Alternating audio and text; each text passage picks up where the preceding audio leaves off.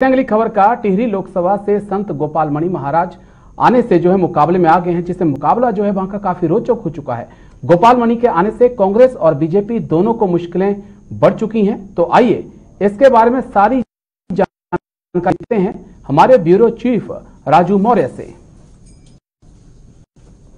उत्तराखंड टिहरी लोकसभा में इस बार रोचक मुकाबला होने वाला है, जहां एक और कांग्रेस ने टिहरी लोकसभा से प्रदेश अध्यक्ष प्रीतम सिंह को मैदान में उतारने की तैयारी कर ली है, तो वहीं दूसरी ओर भाजपा अपने पुराने फॉर्मूले का आजमाते हुए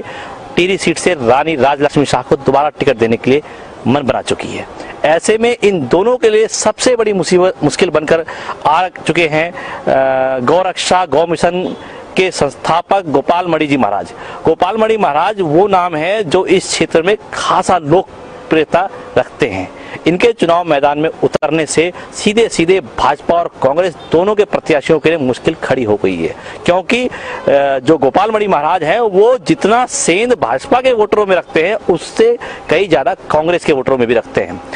वहीं उनका कहना यह भी है कि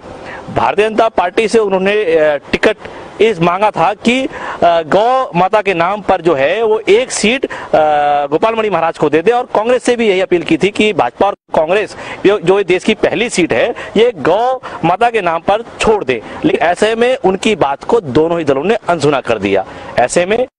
गोपाल मणि महाराज ने सीधे सीधे 22 तारीख को लोकसभा चुनाव के लिए नामांकन करने की घोषणा कर दी, और साथ ही ये भी कहा कि भाजपा और कांग्रेस जो कि गौ माता को राष्ट्रीय पशु घोषित करने या राष्ट्रमाता पशु घोषित करने की बात कहते हैं, गंगा की सफाई की बात करते हैं, लेकिन जब गौ माता या गंगा के नाम पर एक सीट देने की बात आती है, सेवा के नाम पर एक सीट देने की बात आती है, तो भाजपा या कांग्रेस दोनों ही अपना दोहरा चरित्र दिखाते हुए कन्नी काट लेते हैं। ऐसे में हमने सीधे सीधे बात की गोपाल मणि जी महाराज से और जाना कि आखिर वो क्या कुछ कहने वाले हैं, क्या कुछ लेके जाने वाले हैं टिहरी लोकसभा में। कैमरामैन तिलक शर्मा के साथ ब्यूरो रिपोर्ट राजू मौर्य, देहरादून। टिहरी लोकसभा के प्रत्याशी गोपाल मणि की राय चुनावों को लेकर चलिए अब आपको सुनाते हैं। देखिए, हमारे यहाँ जैसे विश्वामित्र जी दशरथ जी के पास जाते हैं, गाधि तनय मन चिंता व्यापी केहि विधि मरहि निश्चर पापी। तो हमारा अभिप्राय तो ये है कि भाई हम तो समाज के लिए लड़ रहे हैं और जो गौ और गंगा है उसके लिए लड़ रहे हैं, और इनका कर्तव्य बनता था जिस प्रकार से इन्होंने पूर्वांचल में जैसे अनुप्रिया पटेल को एक सीट दे दी,